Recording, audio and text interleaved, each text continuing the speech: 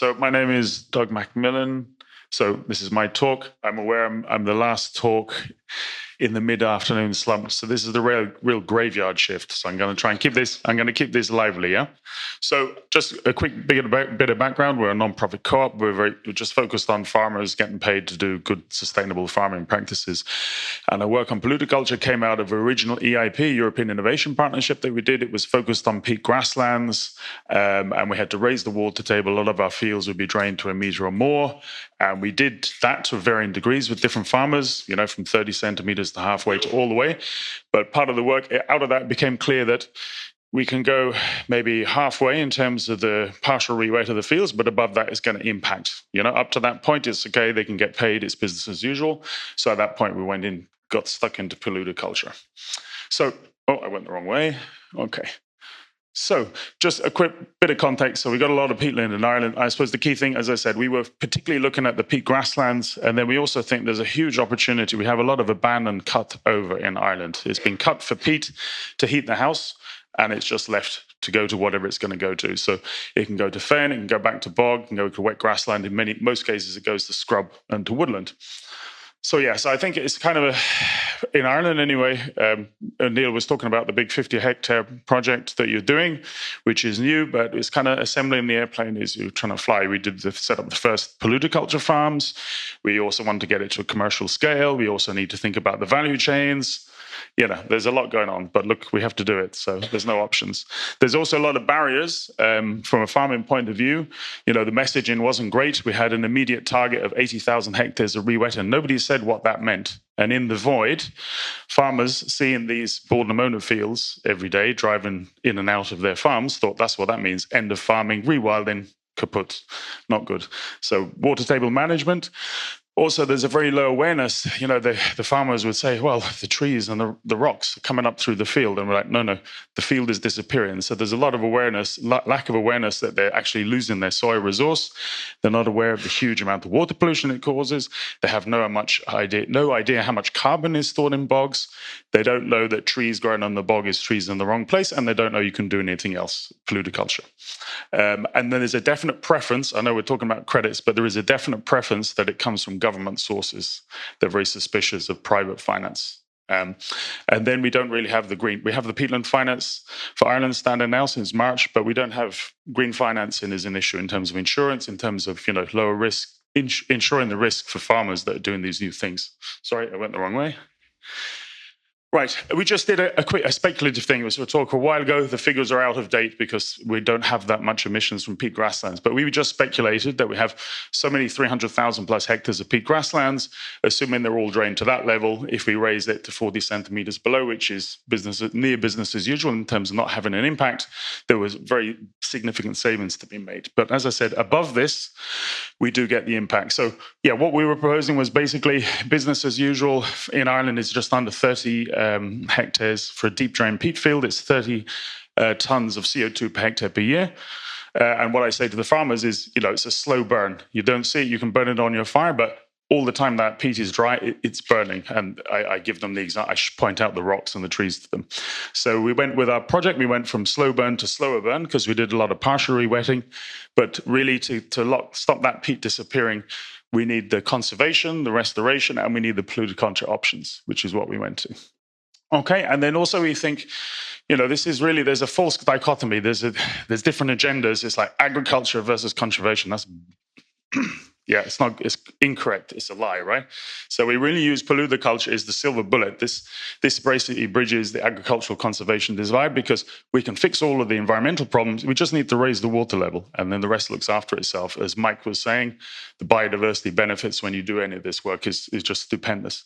So our current project, Peatlands for Prosperity, we set up because it's very important. We think that farmers can see stuff. So we set up the first. We had done as much grass rewetting as we were going to do, I think, with our farmers. We had this 40 centimeter mark.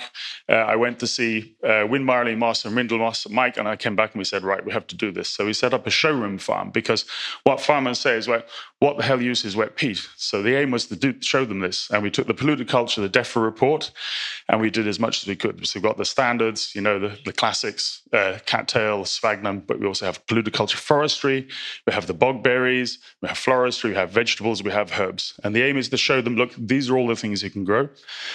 Yes, and we also say to so we bring our farmers to this and our other one. They can see it, they can touch it, they can smell it, they can talk to the farmers, and then also we need to, because it's very new in Ireland, we want to make them aware that it's real. So we've had Mike over, we have people over from Europe saying, look, this is well advanced in Europe, in the UK, this is a thing.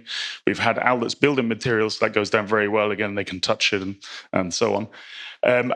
So we say that, yeah, there's the stacked income opportunities. We have, I'll show you now in the next slide, I think, we have all of this cutover, which it's wasteland, it's not being used. So the opportunity is to get carbon credit money, and I think it should be integrated. I'm not interested in biodiversity. It should all be a decent price for carbon. It should be at least 100 euros a tonne. It's not going to work otherwise. And it should be biodiversity, it should be carbon, it should be water, and it should be the communities that are kept in the landscape for doing this. So yeah, so we say, this is the income sources. We'll help you grow what you want to grow in this area, depending on the peat type. And then that fixes all the issues of the peat shrinkage. It conserves your soil resource. It gives biomaterials for the, materials for the bioeconomy, fixes pollution, CO2 emissions, biodiversity, everything. And I'm going the wrong way again. I will get it right by the end of the presentation. So yeah, here's our showroom farms. Here's our first Paludiculture farmers, and that's our land scale farm. So it's about 4 hectares. So we have a much bigger area. So we've got big areas of blueberries, sphagnum. And again, it's voluntary. We don't make the farm, but that would have been really great for cranberries. Adrian didn't like cranberries. We're doing blueberries and sphagnum. Okay, whatever he wants. It's all good.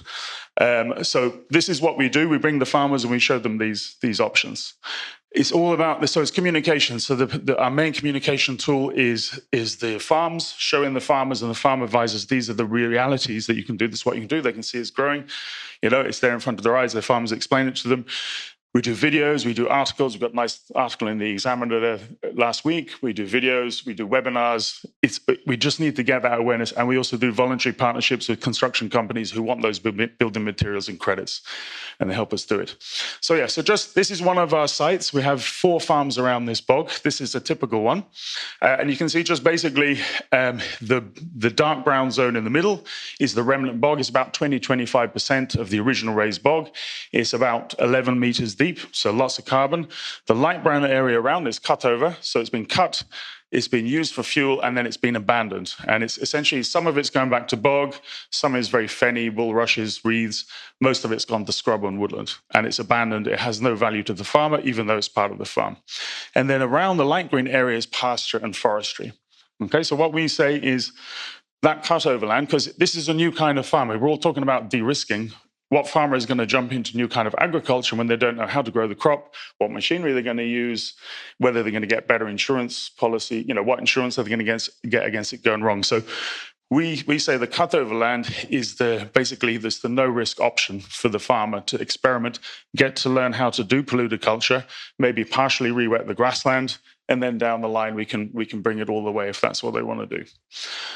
So yeah, so that's it. And this is just figures. So we have 310,000 hectares of raised bog in Ireland. So there's about 50,000 hectares, which is semi-intact like this.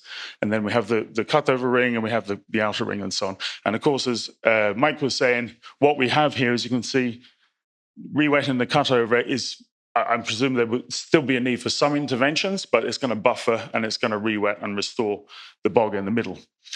Yeah, and then of course, what crops do we do? So it essentially depends on the acidity and the fertility of the peat. So the way the peat is harvested traditionally is you want the heat for the house, so you don't need the moss peat. So you dump that off in the hole from the previous year, and you're trying to get the black fen peat underneath because that's got all of the calorific value. So what you get is a real hodgepodge. You don't know what you have. You have to test. Is it more acid or is it more fen peat? But this is essentially what we recommend. So yeah, and as I said, so these are all the different things we're doing. And the Paludiculture forestry we think is particularly important. We're talking about policy, Neil. That really needs to get on the agenda. We have 40% of our forestry is on peat, and they're not even doing any trials. But we have a plot, and they're growing underwater all year round. These are commercial timber species. This is important.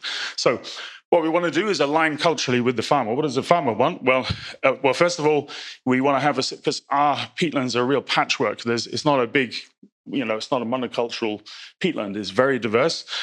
So we have some potential solutions for all of the habitats that you can have on the cutover. We say it's a stranded asset. And then, of course, what do the farmers want? More land, right? You want more income, you want to produce things, and they also want more nature, okay? And I just, if it's okay, I can read a message from one of our farm group. So we just released a video about one of the Paludiculture farmers, and one of the responses was, good stuff, I agree with him entirely. We raised, this is just today, so that's why I'm reading it. It's very contemporary, it's hot off the press. We raised the water table on an out farm and put in a pond, and because of the warmer temperatures, the grass grew much better than other years, and the cattle seem to spend most of the time in that area. Plus, I'm seeing up to 70 wild duck on the pond that was created. So the farmers want nature back, and they're very happy to see this. So that's that. Okay, I'm going the wrong way again. I'm still going the wrong way. Okay, so, and this is just me kind of nerding out, okay? So I'm just into the future. We've done different things around this bog, but I'm just visualizing how might that look. And I think we need a paludiculture restoration landscape. So how might it look at Goethe Valley? So, you know, there's the original area of bog. There's also another area that's essentially could very readily go back to raised bog. That should be restored. And then we can have a mix of crops in those cutover areas. Sphagnum, blueberries, cranberries. We haven't got all of them in place, but, you know, we're getting there. And then also we have the wet woodland. We've re-wet the wet woodland. It kills off all of the dry-loving species. And you get this wet woodland complex. And that potentially that could be coppice for biochar. Okay, and then as I was saying, in terms of scaling, that stacked income, we can get the carbon, the integrated carbon credit with everything in it, plus we can produce stuff on land that is not currently being used. Okay, yeah. Also, just to make the point, you know, there isn't really any, it's slow work.